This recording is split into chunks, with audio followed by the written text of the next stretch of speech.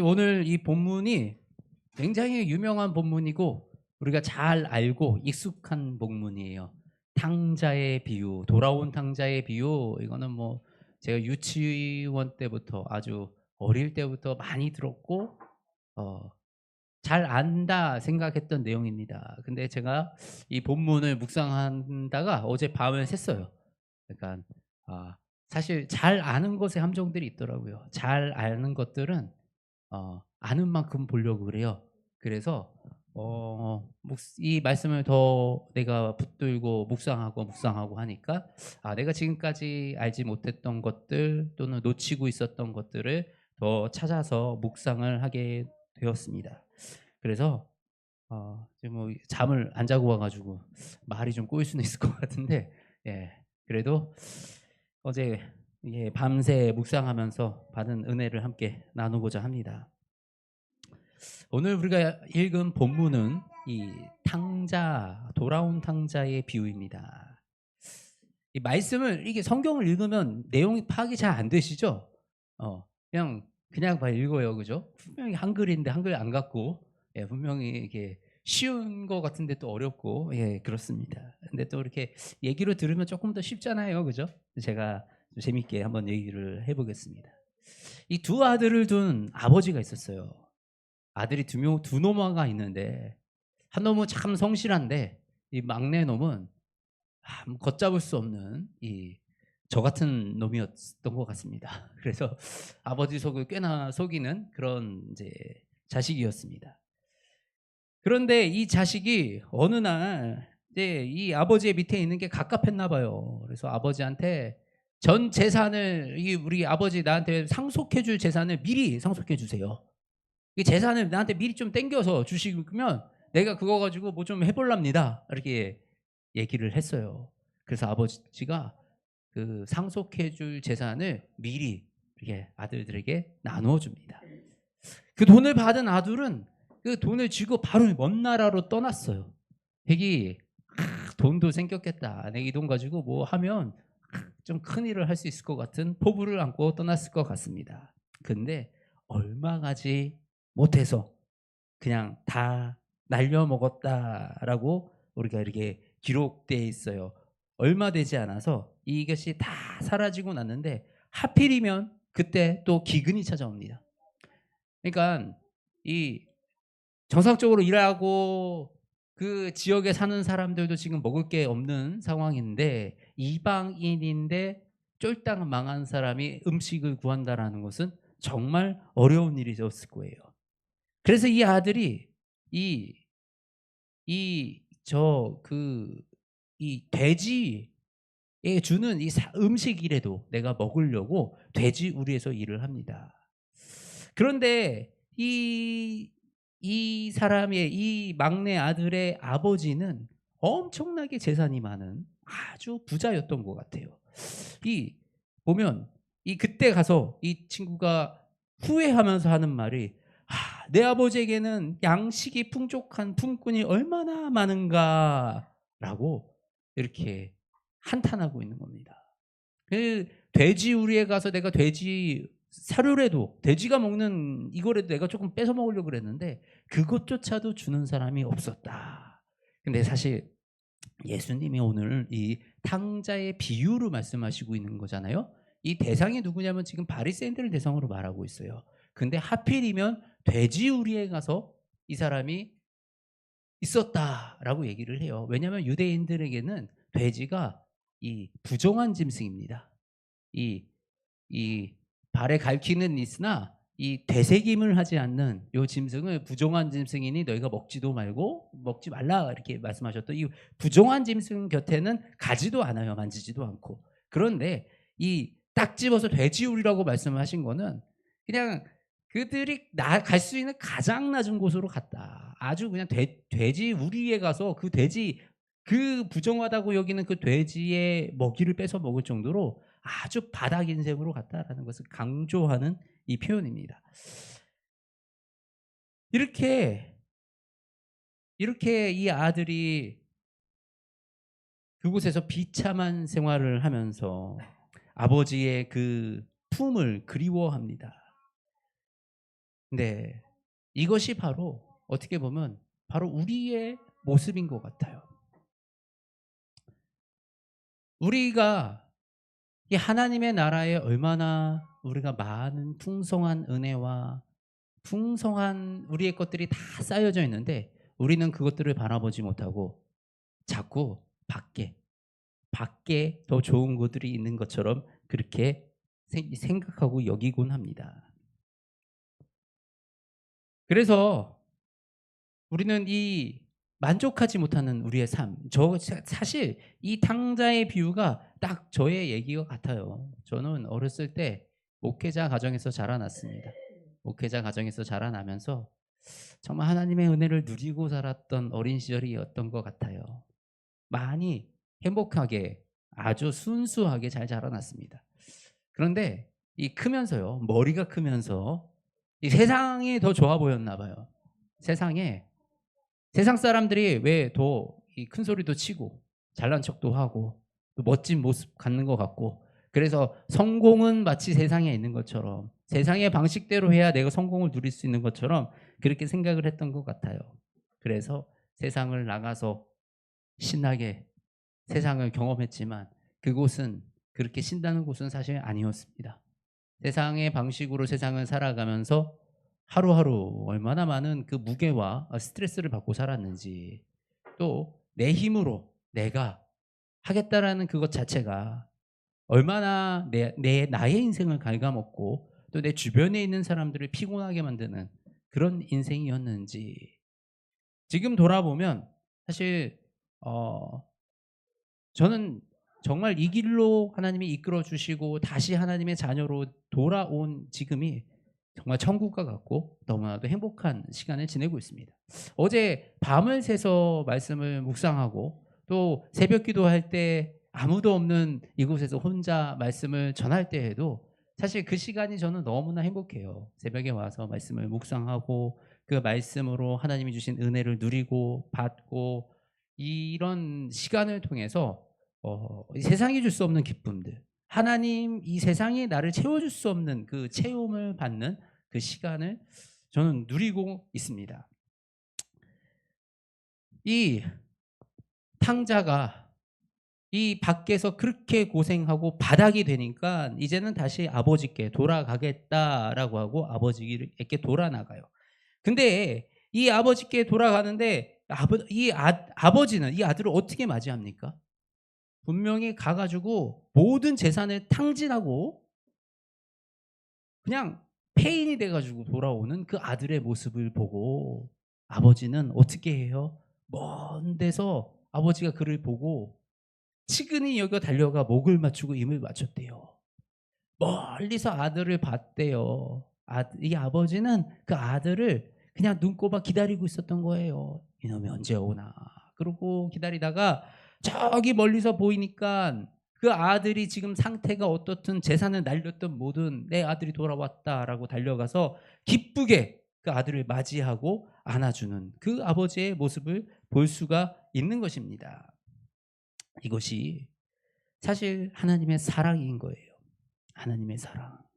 제가 정말 이 사실 고등학교 때부터 대학교 시절 그리고 직장 시절 이때 정말 제 뜻대로 제 힘대로 살아가려고 세상의 방식으로 살아가려고 참 부끄러운 이 삶을 많이 살았습니다. 그런데 내가 정말 다시 30대 이후에 인격적으로 하나님을 만나고 주님 앞에서 회개하며 기도할 때 그때 진짜 제 삶이 막 주마등화처럼 쫙 지나가요. 그러면 정말 죽을 뻔했던 뭐 그런 순간들에서 하나님이 저를 지켜주셨던 그 순간들. 제가 정말 사고를 치고 넘어오지 못할 이런 어떤 이 선을 넘어가려고 하는 그 순간마다 하나님이 막으시고 못 가게 하셨던 그 일들 이런 것들이 싹 스쳐 지나가면서 그러면서 하나님이 나무라시는 것이 아니고 하나님이 나를 정말 포근하게 안아주시는 그 사랑으로 안아주시고 사랑으로 보다듬어 주시는 그 경험을 했을 때 정말 얼마나 죄송하고 얼마나 그 하나님께 미안하든지 제가 그 마음을 아직까지 잊지를 못합니다. 근데 이것이 바로 하나님의 마음이다라는 거예요. 내가 나가서 무슨 짓을 하고 어떻게 해도 하나님은 나를 넌 이제 내 아들이 아니야 라고 끊어버리는 것이 아니라 그 시간 속에서 하나님은 내 아들이 언제 돌아오나 그 상황 속에서도 너는 내 아들이야. 나는 하나님을 외면하고 내 멋대로 살아가는 그 가운데서도 하나님은 나를 지키시고 보호하시며 나와 함께하고 계셨구나라는 것이 얼마나 큰 하나님의 은혜인지 모릅니다. 근데 이 사실 오늘 이 본문을 조금 더 잘 이해를 하려면요. 아까 제가 처음에 15장을 다 읽으려고 그랬다 그랬잖아요. 이 앞에 15장 앞에 있는 내용들을 우리가 조금 더 이해를 해야지 이 본문의 내용이 조금 더 잘 보입니다. 오늘 예수님은 이 15장에서 세 가지 비유를 말씀하셔요. 먼저 잃어버린 양의 비유를 말씀하시고 그다음에 그 한 여인이 가진 드라크마를 찾는 그 여인의 비유를 말씀하시고 그다음에 돌아온 탕자에 대해서 말씀을 하십니다. 그중에서 먼저 이 잃어버린 양의 비유를 말씀을 하시는데 우리 양이 100마리가 있대요. 우리 시온이랑 같이 어디 증평에 벨포레 갔을 때 이 양떼 목장 가고 가지고 사진 한 장 찍었던 건데요. 저기 시온이한테 허락을 안 받았는데 시온아 괜찮죠? 양이에요. 양떼 목장. 우리 양 사진 보여드리려고 양이 100마리가 저는 근데 사실 이 양의 비유를 이해를 잘 못했어요. 여러분들은 어떠신가 한번 들어보세요. 양이 100마리가 있어요. 100마리의 양이 있는데 그중에 한 마리의 양을 잃어버렸습니다. 그래서 99마리의 양을 들에 두고 목자가 한 마리의 양을 찾으려고 막 돌아다니는 거예요. 이게 맞아요? 맞아요? 아니에요?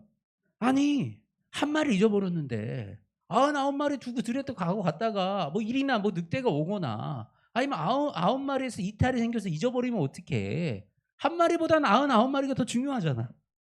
99마리를 먼저 우리에 가두고 그 다음에 찾든가 해야 되는 거 아니에요? 나만 그래요? 나만 나쁜 놈인가? 어, 나는 계산적으로는 사실 이게 맞는 것 같아요. 아니 뭐 99마리 있으니까 한 마리 좀 로스가 나도 아홉 마리가 있는데 뭐라고 우리는 저는 그렇게 생각이 될 것 같아요. 저는 좀 계산적이거든요. 그런데 우리가 이것을 이해하려면 사실은 이 사랑하는 마음, 목자가 양을 사랑하는 그 마음을 이해해야 되고 양의 특성을 우리가 좀 이해해야 됩니다. 우리 한번 짧은 영상인데 한번 볼까요? 양이 넘어져 있어요. 양은 저렇게 한번 넘어지면 스스로 못 일어난대요. 그래서 목자가 가가지고 저 양을 이렇게 세워줘야지만 일어날 수 있다고 합니다. 못 일어나요. 아등바등 치는데 못 일어나요. 근데 저렇게 양이 뒤집혀 있으면요, 이 양이 이 무게가 있고 이 가스에 눌려가지고 이게 생명에 위험할 수 있대요. 양이 저렇게 취약한 동물이에요. 양은 혼자 넘어지면 일어나지도 못하고 목자가 없으면 한순간도 제대로 살 수가 없는 굉장히 약하고 취약한 동물이라는 거예요. 그런데 이 양을 사랑하는 이 양을 기르는 목자들을 우리 뭐 이렇게 영상 같은 거 자료도 보면 양이 엄청 많은데 목자가 양 한 마리 한 마리 이름을 다 알아. 그만큼 이 목자들이 양을 사랑하지 않고는 양을 기를 수가 없다는 거예요.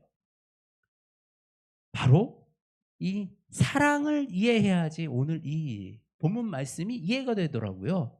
우리가 좀 입장을 바꿔서 얘기를 해볼게요. 만일에 우리가 삼형제가 있어요. 삼형제를 데리고 놀이공원에 갔어요. 놀이공원에 갔는데 막내가 없어졌어. 그러면 여러분은 첫째와 둘째를 집에 가서 집에다 데려다 놓고 다시 와서 막내를 찾겠습니까? 그렇게 못하죠. 야! 니네 여기 가만히 있어. 니네 움직이지 마. 가만히 있어 여기. 그리고 막내를 찾으러 뛰어다니겠죠. 첫째, 둘째가 조금 위험할 수는 있어요. 또 걔네들도 없어질 수도 있잖아요. 그런데 지금 없어진 그 막내를 생각하면 철컥 내려앉은 그 가슴 속에 얘가 어디서 지금 큰일 나는 거 아니야? 누구한테 끌려간 거 아니야? 어디서 다치는 거 아니야? 이 마음 속에 급하게 그 막내를 찾으려고 놀이공원을 헤치며 뛰어다닐 겁니다. 바로 목자의 마음이 이런 사랑하는 마음이 있어야지만 될 수 있는, 이 양을 물건이라고 보면 이해할 수 없는 그 마음이 바로 이 목자의 마음, 바로 예수님이 말씀하시는 이 마음이다라는 것입니다. 그리고 바로 이것이 하나님의 사랑이다. 하나님이 너희를 이와 같이 생각한다. 그냥 수많은 사람 중에 한 명이 아니라 너무나도 사랑하는 한 사람. 너희를 너무나도 사랑하기 때문에 그 한 명을 잃어버리면, 그 한 마리의 양이 없어지면 가슴이 덜컥 내려앉아서 그 양을 찾으려고 수단과 방법을 동원하지 않고 양을 찾으러 다니는 그 바로 하나님의 마음, 이것이 바로 하나님의 사랑이다라는 것을 강조해서 설명하고 있는 것입니다. 그 다음에 두 번째로 나오는 이 비유가 드라크마를 잃어버린 여인이에요. 드라크마가 뭐예요? 드라크마는 동전 같은 겁니다. 은잎 같은 동전인데, 이 드라크마가 한 사람의 하루 일당 정도 되는 금액이래요. 이것도 이해가 안 가요.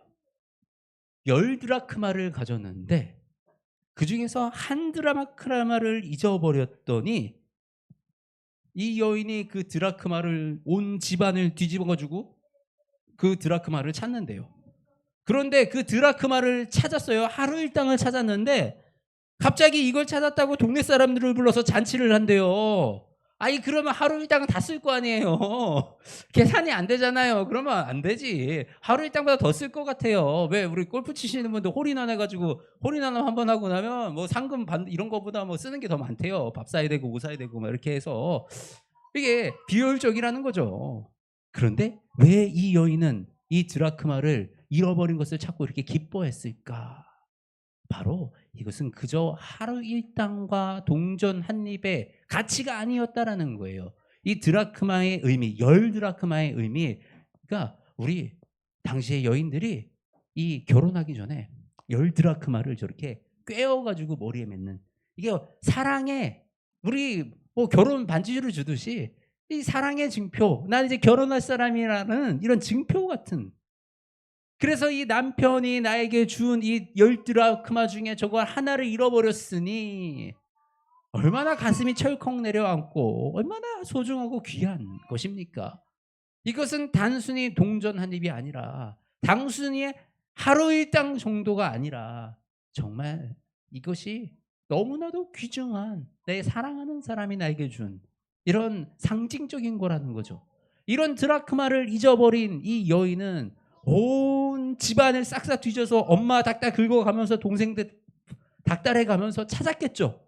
찾고 나서 찾아서 너무 기쁘고 너무 안도했겠죠. 동네 잔치 열만 하죠. 그러면 바로 이것이, 바로 이 드라크마를 찾는 그 여인의 마음이 바로 예수님의 마음이 아닐까. 바로 예수님이 정말 소중한 하나님의 자녀들, 그 자녀를 책임지고 자녀를 바라보는 그 예수님과, 이 말씀에 보면 지금 너희게로니 회개하면 하나님의 사자들 앞에서 기쁨이 된다. 그러니까 하나님의 일을 하는 이 사람들 앞에서 기쁨이 되는 이 한 드라크마, 우리가 바로 이 한 드라크마, 너희가 그냥 수많은 사람 중에 한 명이 아니라 우리가 모여서 10드라크마를 이룰 때 하나님의 나라를 이뤄가는 하나님의 예수 그리스도의 몸이 되는 너무나도 소중한 지체 한 명 한 명이라는 거예요. 우리가 모여서 하나님의 나라를 이룬다라는 거예요. 결코 우리 하나가 빠지는 게 아무것도 아닌 게 아니라 너무나도 귀한 일이고 중요한 일이다라는 것을 예수님께서 이 비유들을 통해서 말씀하고 계시는 겁니다. 그리고 나서 이거에 이어서 우리 탕자의 비유를 말씀하고 계시는 거예요. 이 탕자는 누굽니까? 아까 이 탕자는 저의 삶이라고 말씀을 드렸어요. 그런데 이 탕자가 바로 바로 우리의 모습이 아닙니까?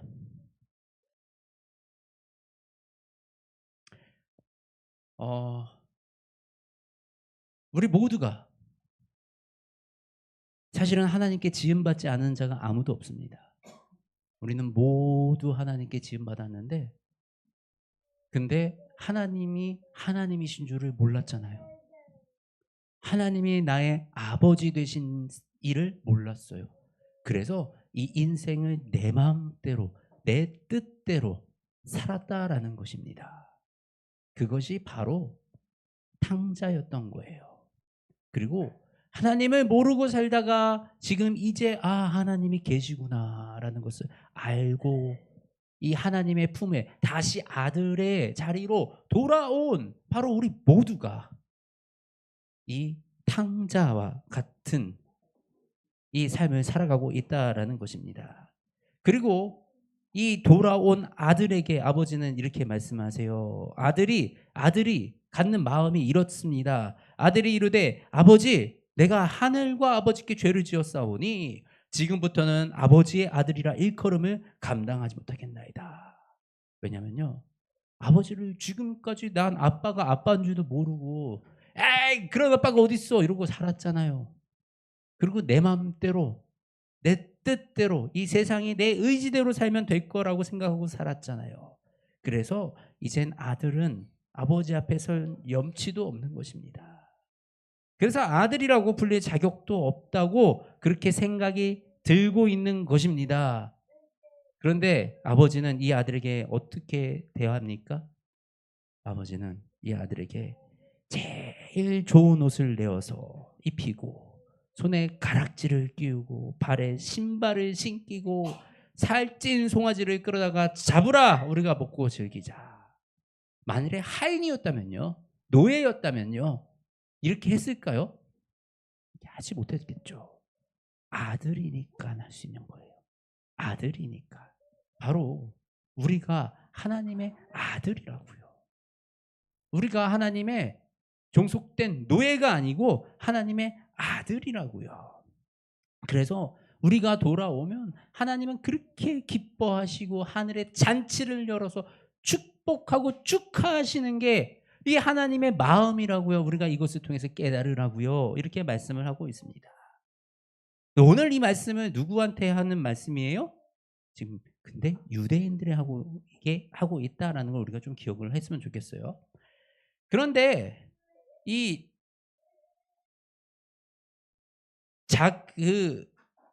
큰 아들 맏아들이 있습니다. 맏아들. 이 맏아들의 모습을 우리가 좀 봐야 돼요.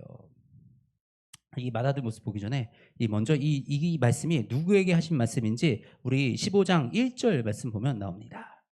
이 모든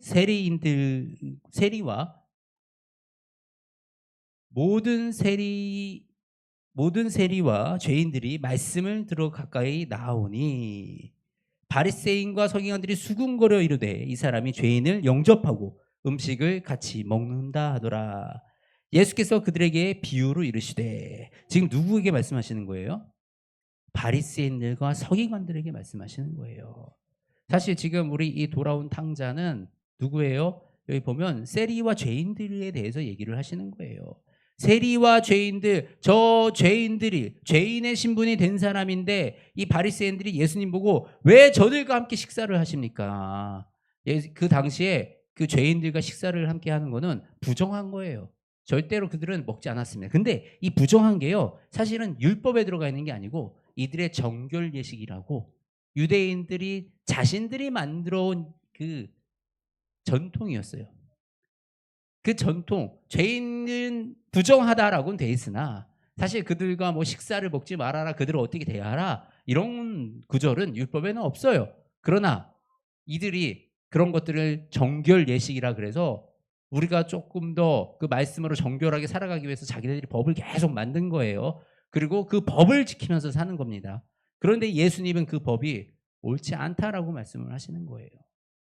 하나님은 그 죄인들이 다시 돌아와서 하나님의 자녀 되기를 원하시는 거지, 한 번 죄 지은 사람은 낙인을 찍어서 그들을 보내기를 원치 아니하시는 그것이 하나님의 마음이었다라는 것입니다. 그런데 사실 이 바리새인들과 서기관들은 어떤 마음이 있었냐?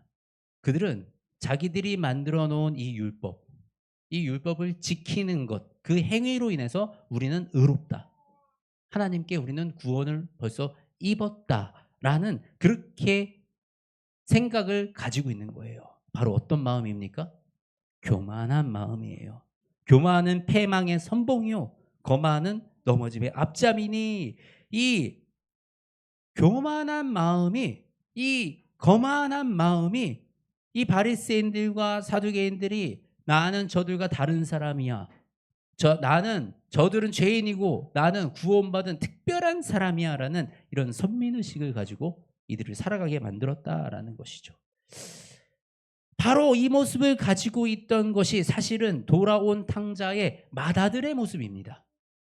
맏아들. 진짜 우리가 두려워해야 할 것은 이 맏아들의 모습에 대해서 오늘 예수님은 강조하여 말씀을 하고 계시는 거예요. 사실 예수님은 이 돌아온 탕자에 대해서 말씀을 하시는 것이 아니라 맏아들에 대해서 강조해서 말씀을 하고 계시다라는 사실을 우리가 조금 기억했으면 좋겠습니다. 가출했어. 동생이 돌아왔어요. 그러면 형의 당이 어때야 되나요? 반갑고 막 좋아야 되겠죠? 근데 형의 반응이 어땠어요? 한번 볼까요? 29절 함께 읽으실까요? 시작. 성을 어기면 권을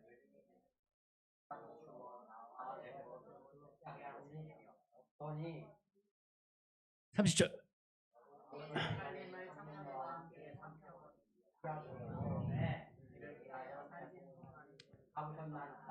입이 대빨 나온 거예요. 나는 성실하게 여기서 아버지 일 다 하고 시키는 거 다 하고 그렇게 살았는데 나를 위해서는 잔치 한번 안 열어주고 나를 위해서는 해주는 것도 없이 그저 그냥 저 막내니 짓 하다가 돌아왔는데 저 막내 위해서 잔치 열어주고 파티하고 나는 지금 일하다 들어오는데 지금 자기네들끼리 저렇게 파티하고 있고 이러고 뿔따구가 이렇게 난 거예요. 형은 시기하는 마음에 사로잡혔습니다. 바로 이 시기하는 마음은 교만의 마음으로부터 나옵니다. 이 교만은 이 정말 우리를 망하게 하는, 우리가 하나님부터 멀어지게 하는 이 마음에 이 가장 기본이 되는 마음이 교만이거든요. 그리고 이 교만하는 마음이 바로 우리의 시기를 부추깁니다. 안에 시기와 질투, 다른 사람과 비교하고 왜 쟤는 더 사랑받는데 쟤는 나보다 더 좋은 삶을 사는데 나는 못 살아. 그리고 이런 시기와 질투가 내 안에 가득하잖아요. 결국은 내 안에 사탄이 주는 그 음성들 이 미워하게 되고요. 내가 안에 사랑을 채우지 못하고 하나님이 나에게 주셨던 은혜를 바라보지 못하고 계속 누군가를 미워하고 내 상황을 불평하고 불만하는 그 상황과 그 모습으로 갈 수밖에 없게 되는 것입니다. 그래서 이 교만이 참 우리에게 참 위험한 존재다라는 것이에요. 근데 이 시기하는 마음, 이 교만한 마음이 이 맏아들, 큰 아들의 이 모습이 교회 안에서 누구의 모습이에요? 우리 정말 바리새인들의 모습. 근데 우리 교회 안에도 그런 모습들이 있다라는 거예요.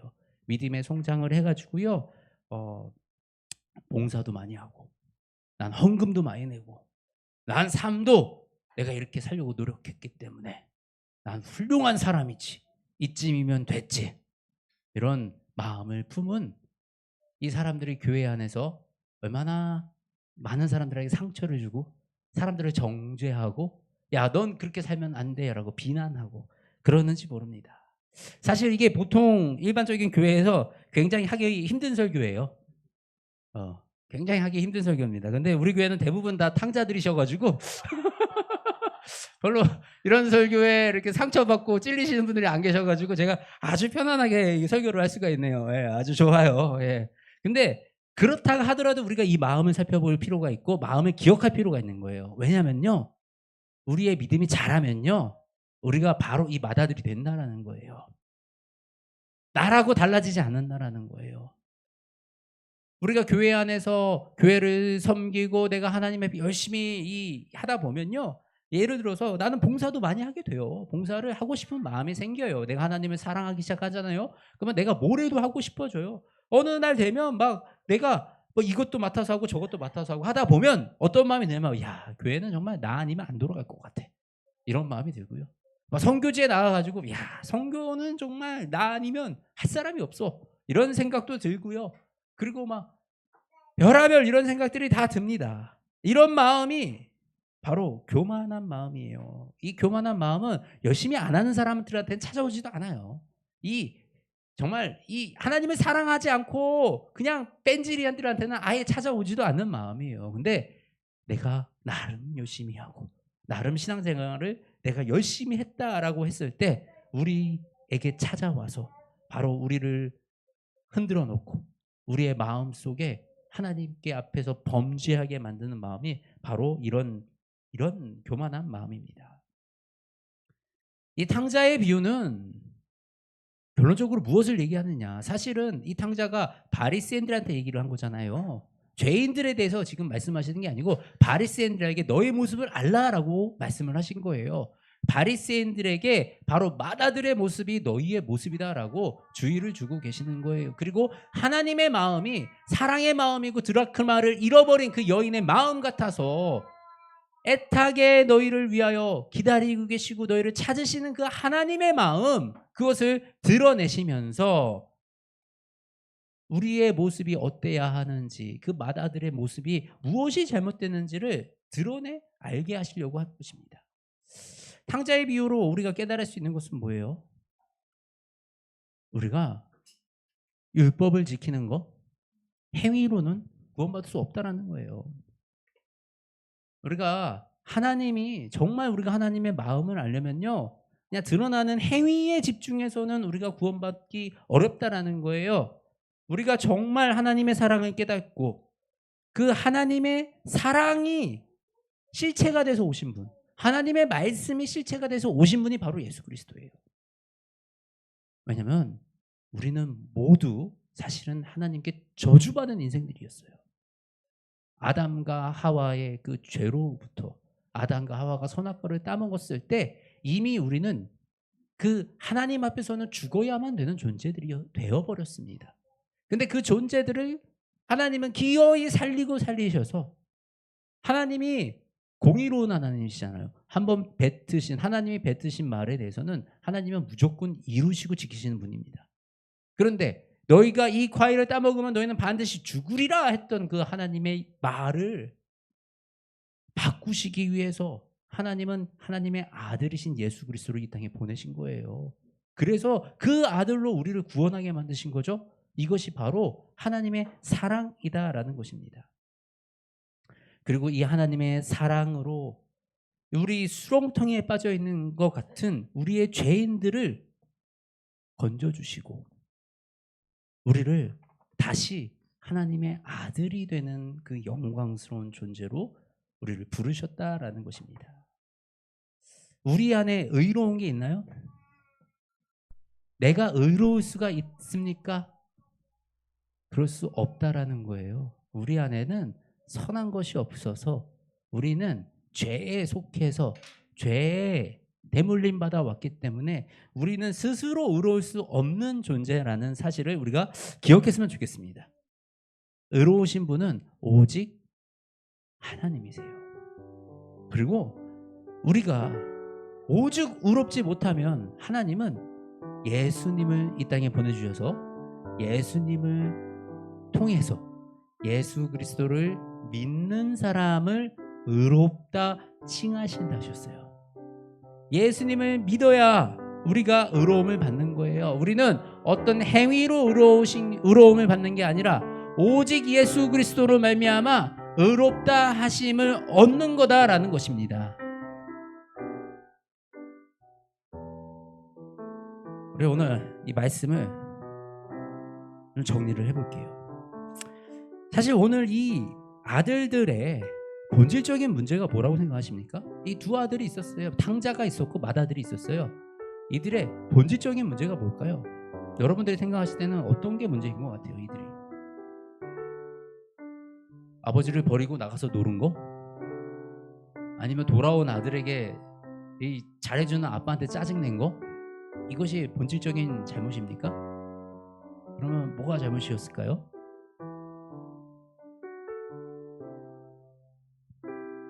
바로 이들은, 이 두 아들은 아버지를 사랑하지 않았어요. 이 두 아들은 아버지를 그냥 돈으로 봤어요. 아버지 재산에 관심이 있었고 그 돈에 관심이 있었어요. 우리가 사랑하는 사람과 함께 있으면 어떻습니까? 그 사람이 돈이 많아야 좋은 건가요? 우리 희주가 뭐 좀 많이 가지고 있나요? 우리 희주 엄청 사랑하시죠? 사랑은 아무것도 없어도 내가 정말 모든 걸 줄 수 있는 것, 그리고 그냥 그 사람의 존재로서 우리가 기뻐하는 것, 그 사람이 내 옆에 존재하는 것만으로도 기쁨이 되는 것, 이게 사랑이에요. 뭘 꼭 해줘서가 아니고, 뭘 꼭 바래서가 아니고, 그냥 그 사람이 나와 함께 있다라는 것, 이것이 기쁨이 되는 것, 바로 그것이 사랑입니다. 이 두 아들은 아버지를 그렇게 사랑하지 못했어요. 본질적으로 아버지에게 만족하지 못했기 때문에 이들의 삶은 자꾸, 이 하나들은 도망가는 삶을 살려고 그랬고, 하나들은 거기에 매여서 아버지의 아들인데 아버지의 노예가 돼서, 내가 저 아버지의 재산을 받으려면 내가 이만큼은 해야 돼, 내가 저 아버지에게 저 상속을 받으려면 내가 이렇게는 보여줘야 돼, 이렇게 의무감으로 살아가는 거예요. 근데 실질적으로 이런 분들이 많이 있어요. 저희 주변에도 또 많이 봐요. 이런 의무감으로 살아가는 사람들. 근데 아들과 아버지의 관계는 그렇지 않다라는 것입니다. 우리가 진짜 하나님의 사랑을 깨달으면, 하나님이 나를 얼마나 사랑하시는지, 정말 잃어버린 한 마리 양처럼, 정말 이 신부가 잃어버린, 한 여인이 잃어버린 그 드라크마처럼 내 사랑하는 사람이 준 그 소중한 거 하나 잊어버려가지고 그것을 찾는 그 마음처럼 하나님은 우리를 그렇게 사랑하신다고요. 그래서 우리가 이 하나님의 사랑은, 진짜 사랑을 깨닫고 나면 복음은 더 이상 우리의 족쇄가 아니에요. 하나님은 우리를 족쇄로 얽어매서 우리를 못 나가게 하시는 거, 못 누리게 하시는 게 아니에요. 여호와를 기뻐하라, 그가 내 마음의 소원을 내게 이루어 주시리라. 여호와를 기뻐하는 게 그저 그냥 하나님을 기뻐하는 것이, 하나님을 기뻐하는 것이 그게 하나님이 진짜 바라시는 거라고요. 우리가 하나님으로 인해서 기뻐하는 거, 저와 여러분이 하나님으로 인해서 기뻐하는 것이 우리의 삶이 되었으면 좋겠습니다. 잘 먹고 잘 사는 것이 하나님을 만나는 목적이 아니에요. 좋은 아파트에 살고 외제차에 사고 뭐 이거 자랑하고 자식들이 좋은 대학교 가고, 이것이 교회에 나와서 내가 하나님께 구해야 될 목적이 아니고, 그것 때문에 내가 하나님을 사랑하는 게 아니라고요. 돌아온 탕자가 그래도 맏아들보다 조금 더 나은 것이 무엇입니까? 돌아온 탕자는요, 내세울 게 없어요. 더 이상 아버지 앞에 내세울 게 없어서 이 탕자는 아주 가난한 심령이 되었습니다. 정말 가난한 상태가 된 거예요. 아무것도 내가 내세울 것도 없고 아무것도 내가 드러낼 거 없는, 아버지한테 내가 아무것도 주장할 수 없는 그런 상태가 되어버렸어요. 그런데 그 아들을 하나님은 어떻게 맞이하십니까?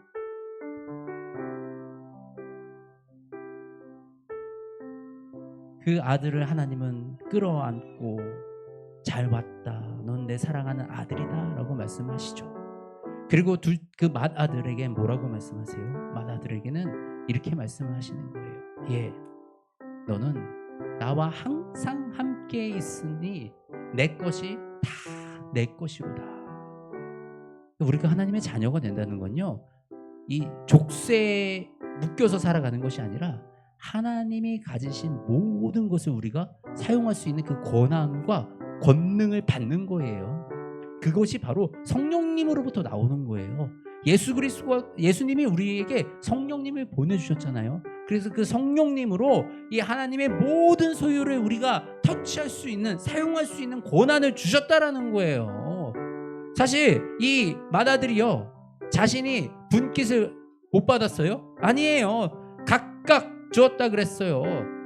자기는 이미 상속도 각각 받았어요. 상속도 받았고 그 아버지의 집에서 아들로서 그 집에 있으면서 그 아들로서 주인 행세하면서 내가 이거를 마음껏 누리고 살아가면 되는데 그 마음이 그러지 못했던 거예요. 그 마음이 내가 아버지한테 이거 상속받으려면 내가 이렇게 해야지, 이 일 내가 해야지, 나는 일꾼처럼 머슴처럼 살았다라는 거예요. 우리 머슴처럼 살지 말라고요. 하나님이 우리 보고 이 머슴처럼 너희 부르려고, 이 말씀으로 너희 족쇄매고 너희 힘들게 하려고, 안 좋게 하려고, 너희를 못 놀게 하려고, 즐기지 못하게 하려고 족쇄를 놓고 부르신 것이 아니라고요. 하나님은 하늘나라의 백성, 그 하나님의 자녀, 하나님의 아들로서 당당하게 권세와 권위를 누리면서 살라고 그렇게 우리를 부르셨다라는 것입니다. 얼마나 놀라운 은혜입니까? 그리고요, 진짜 우리가 이 하나님께 그것을 감사함으로, 신뢰함으로, 우리의 믿음으로 나아가기 시작하잖아요. 창고가 열리기 시작하는 거예요. 하나님의 창고가 열리고, 하나님의 창고가 열린다는 거는요, 단순히 돈만 얘기하지 않아요. 우리가 사업을 해도 그렇고요, 우리가 일상생활에서도 그렇고요, 단순히 돈이 모든 걸 해결해 주지 않습니다. 모든 여건과 환경, 자연 환경과 관계와 사람과 재물과 이 모든 나의 필요한 것들이 열리고, 그것들을 통해서 내가 이루어갈 수 있게끔 나의 모든 삶 속에서 역사하시고 그 관계를 주관하시며 그 일을 행하여 나가시는 그 하나님을 경험하게 되는 거예요. 이게 우리가 이 하나님의 능력을 경험할 때, 우리 어떨 때 경험하냐면요, 하나님으로 인해서 기뻐할 때, 하나님의 착한 자녀가 될 때, 하나님을 그저 기뻐함으로, 감사함으로 내가 그 하나님을 누리며 하나님께 나아갈 때, 이 족쇄가 아니라고요. 족쇄가 하나님을 정말 사랑할 때, 내가 하나님으로 인하여 너무 기쁘고 너무 신나서 하나님, 나 이제 하나님만 있으면 돼요라는 그 고백이 내 입술에서 나올 때, 바로 그 고백을 통해서 하나님은 우리의 삶 가운데 놀랍게 역사하십니다. 그 고백을 통해서 살아갈 때 우리가 하나님의 그 역사하심을 경험하는 거예요. 저와 여러분이 언제나 이 하나님의 사랑을 만끽하면서 살아가는 저와 여러분이 되시길 원합니다. 하나님의 곳간은 열려 있습니다. 누구에게요? 하나님의 자녀에게. 이것을 믿는 것, 이것을 믿음으로 믿는 사람은 어떻게 해야 돼요? 그 곳간을 어떻게 쓸 수 있어요? 기도해야죠. 기도해야지 곳간을 쓸 수 있는 거예요. 근데 기도를 어떻게 해요? 하나님이 주신 말씀 붙들고 기도하는 거예요. 하나님이 우리에게 주신 약속들, 하나님 우리에게 약속하셨거든요. 말씀 속에서 우리에게 그 곳간들을 쓰는 비밀들을 말씀 곳곳에 다 숨겨 놓으셨어요. 우리가 말씀을 읽으면서 그 비밀을 찾는 거예요.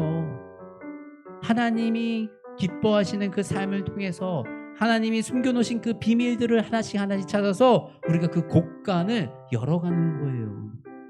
이것은 얼마나 신나고 기쁘고 즐거운 일인지 모릅니다.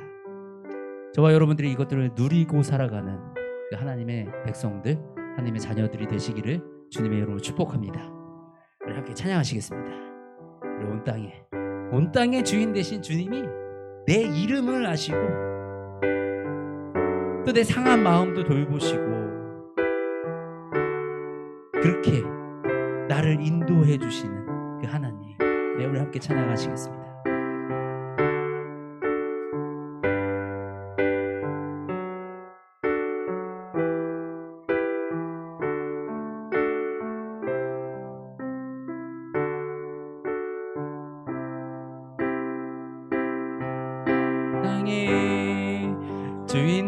하신 주님이 내 이름 아시며 상한 맘 돌보네. 어둠을 밝히시는 새벽별 방황하는 내 맘 주의 길 비추시네. 나로 인함이 아닌 주가 행하신 일로 나의 행함이 아닌 오직 주로 인하여 나는 오늘 피었다 지는 이름 없는 꽃과 같네. 바다에 있는 파도 안개와 같지만 주는 나를 붙드시고 부르짖음 들으시며 날 귀하다 하시네. 주님 을 보시고 사랑의 눈으로 날 일으키시네. 바다를 잠잠하게 하시듯 내 영혼의 폭풍 고요케 하시네. 나로 인함이 아닌 주가 행하신 일로 나의 행함이 아닌 오직 주로 인하여 나는 오늘 피었다 지는 이름 없는 꽃과 같네. 바다에 있는 파도 안개와 같지만 주는 나를 붙드시고 부르짖음 들으시며 날 귀하다 하시네. 하나님 감사합니다. 우리 사랑하는 주의 자녀들을 이곳에 부르시며 이곳에서 온전히 하나님의 아들이 되는 그 축복과 영광을 누리게 하시니 이 모든 것이 하나님의 은혜임을 고백합니다. 나의 의로 된 것이 아니라 하나님의 그 사랑으로 오신 예수 그리스도로 인하여 우리가 하나님의 자녀가 되었으니 내 힘으로 한 것이 아무것도 없음을 주님 앞에 고백합니다. 하나님, 이제 내가 하나님의 자녀로서 이 땅에 온전하게 살아가게 하여 주시옵소서. 걱정하고 두려워하고 우리가 이 세상에 매여서 살아가는 하나님의 자녀가 아니라 온전히 하나님의 그 풍성하신 은혜와 하나님의 그 창고와 곳간을 사용하는 그 하나님의 자녀로서 이 땅에 살아갈 수 있도록 하나님 우리 모든 인생 가운데 주님 하나님의 비밀을 열어 알게 하시고 그 나라의 곳간을 활짝 열어 누리게 하여 주시옵소서. 하나님 우리 사랑하는 주님을 사랑하는 주의 자녀들이 인생 가운데 하나님을 사랑하는 것이 하나님을 따르는 것이 버겁고 무거운 일이 아니라 세상이 줄 수 없는 그 기쁨을 세상이 줄 수 없는 그 사랑을 누리며 채우며 살아가는 그 인생을 경험하게 하여 주시옵소서. 그리하여 하나님 인생 가운데 기쁨이 가득하고 그 기쁨이 가정마다 충만하게 역사하여 그 가정마다 날마다 찬양하고 주님을 기뻐 찬양하고 날마다 웃음꽃이 떠나지 않는 그 가정들이 되게 하시며 하나님 그로 인하여 그 가정의 형통이 무엇인지 누리게 하시고 또 그들의 삶 가운데 그들의 직장 가운데 그 기쁨과 그 행복을 전하는 행복전도사로 이 땅에 살아가며 하나님의 곳간을 열어 나누고 베풀고 살아가는 그리하여 이 땅에 가난한 영혼들 죄인들 그 영혼들을 다시 하나님께로 이끌고 들어오는 그 하나님의 사명을 감당하는 그 역할을 맡아서 할 수 있도록 주님 이들을 사용하여 주시고 우리 가운데 그 기쁨과 은혜와 축복을 넘치게 도와여 주시옵소서. 오직 하나님을 의지합니다. 내가 이제는 하나님으로 인하여 기뻐합니다. 주여 찬양 받으시옵소서. 주여 영광 받으시옵소서. 사랑의 마신 우리 주 예수 그리스도의 이름으로 기도드립니다. 아멘. 아멘.